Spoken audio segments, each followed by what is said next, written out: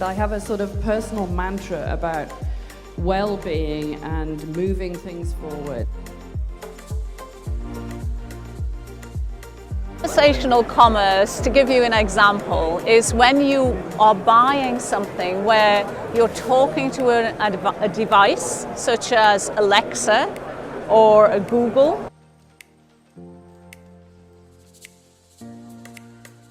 Paula Assis with us. She's General Manager of Latin American for IBM. What about you, Ana Paula, from IBM? So, first of all, thank you for the opportunity to be here. I think that we have to take into consideration that there are challenges in all levels. But one area that is critical for us is really when we think about leadership. Because when we talk about diversity and inclusion, we're really talking about significant cultural change.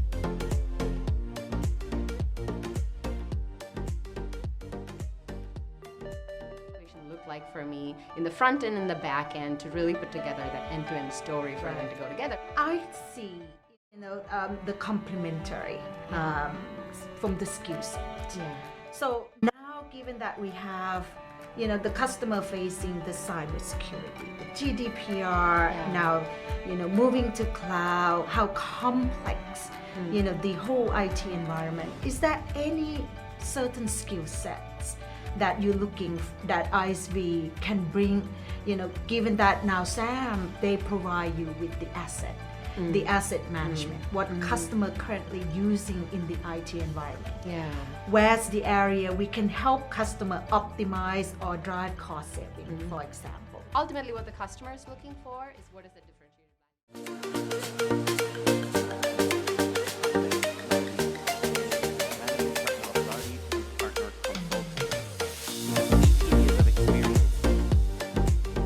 strategy, and in 2017 she was selected for the Women in FinTech Power List by Innovate Finance UK.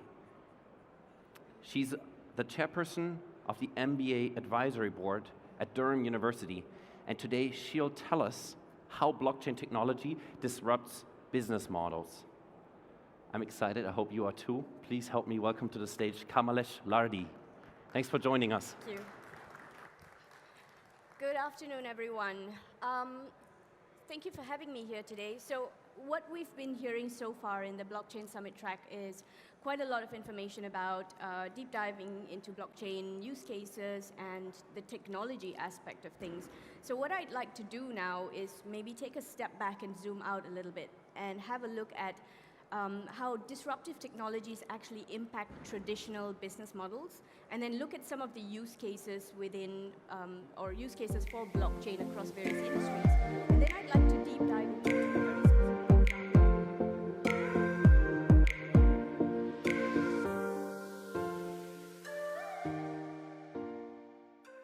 Houston Community College because business is my passion. I love to make something out of nothing. I love to contribute to the American economy. Taking classes at Houston Community College, it helped me put this business plan together. That business plan that brought me to where I am today. With the education I got from Houston Community College, I've been able to establish and create nationwide. We are the service provider for small business owners, Fortune 500 companies.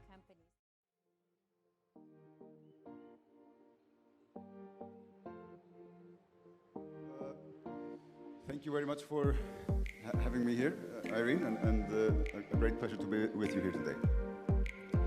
Iceland, as was explained, in 2017 we passed what I think is a groundbreaking legislation, making it mandatory for companies to have an equal pay certification for their employees.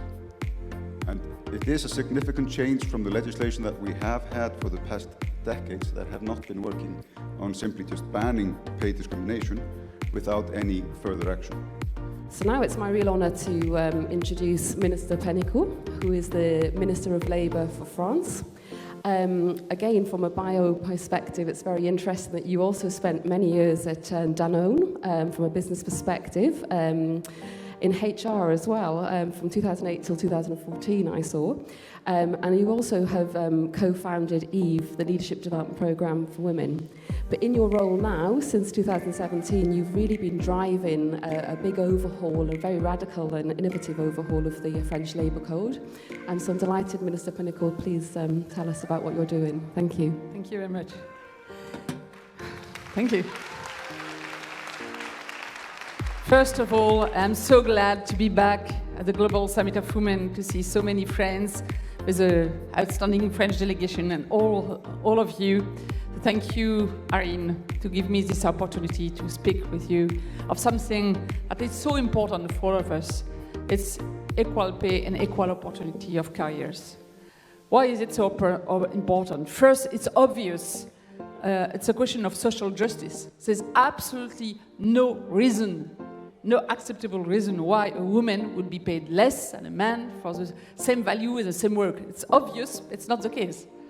And the second thing is that it's much more than that. Having the financial autonomy gives you the freedom. And without financial autonomy, you don't have the freedom.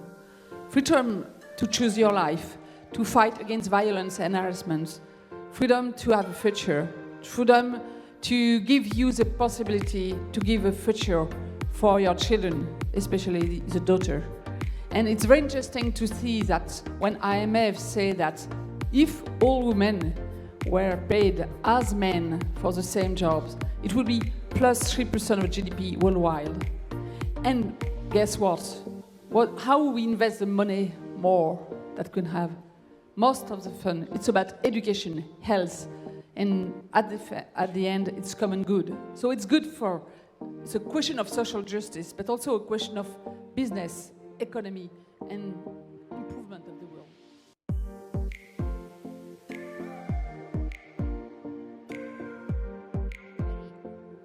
It's an honor to be here today to speak to this audience because it's about women's health. I'm a medical doctor, I'm passionate about this topic, and I've learned while doing medicine where we stand today. I believe there is a strong need to look at health and well-being under the sex and gender lens. And this is the only way to move from what we name today, according to Eric Topol, shallow medicine towards precision medicine. Precision medicine, it is what the future, hopefully, is bringing ahead of us. And it is bringing the right medicine to the right moment at the right patients. This will impact cost. And this will be, the way health system will become sustainable for the future. But for doing this, we need to understand how disease acts and how they do move. What we heard from my colleague here are examples of diseases which are affecting women. And we know that it's breast cancer, that it is cervical cancer. This is what we call bikini medicine. When it's about well-being and health in women, it's not only bikini area, but it is much more beyond. In fact, any disease implies differences in the way women and men experience it. And I will illustrate it to you during my presentation.